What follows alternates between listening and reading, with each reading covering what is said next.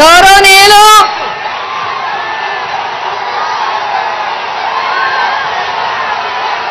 ముఖ్యమంత్రి వర్యులు భారతదేశానికి ఆదర్శ పాలన చూపించిన వైఎస్ జగన్మోహన్ రెడ్డి గారికి హృదయపూర్వక నమస్కారాలు స్వాగతాలు చెప్తున్నాం.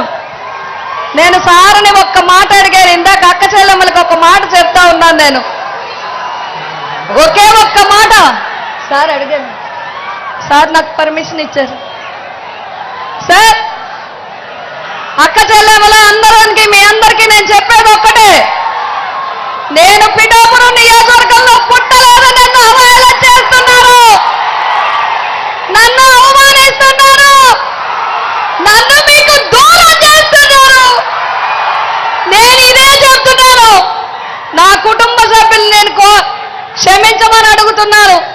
నా పిఠాపురమే నా కుటుంబం అని, నా మాటే శాసనం,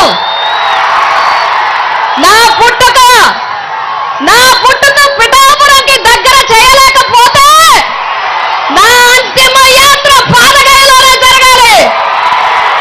నా ఆడపడుచులు అన్నదమ్ములు నాకు పసుపు కుంకుమ పెట్టి నన్ను పంపించాలి. నేను పిఠాపురం నుంచే వెళ్ళిపోతాను, పిఠాపురం నుంచే వెళ్తాను. మీరు నన్ను పిఠాపురం నుంచే పంపించాలి. నన్ను అవమానిస్తున్నారు, నన్ను దూరం చేస్తున్నారు, నన్ను దూరం చేయాలని చూస్తున్నారు. నేను వెళ్ళను, ఇక్కడి నుంచే వెళ్తా. ఇప్పటి నుంచి ఇంకా పిఠాపురం వదిలిపెట్టను. మిమ్మల్ని చెంగు చాచి అడుగుతున్నా, ఈ ఒక్క అవకాశం నాకు ఇవ్వండి. నా బిడ్డ సాక్షిగా నియోజకవర్గాన్ని అభివృద్ధి చేసి చూపిస్తాను. ఆ కుక్కుటేశ్వర స్వామి రాజేశ్వరి మాత అనుగ్రహం ఉంటే మళ్ళీ ఇక్కడే పుడతాను, మళ్ళీ పిఠాపురంలోనే పుడతాను. మీ రుణం తీర్చుకుంటారు అని చెప్పి మీ అందరికీ తెలియజేస్తున్నాను.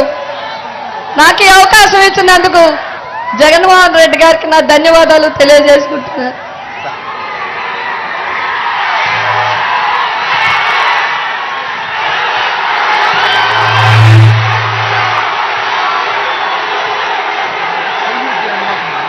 I don't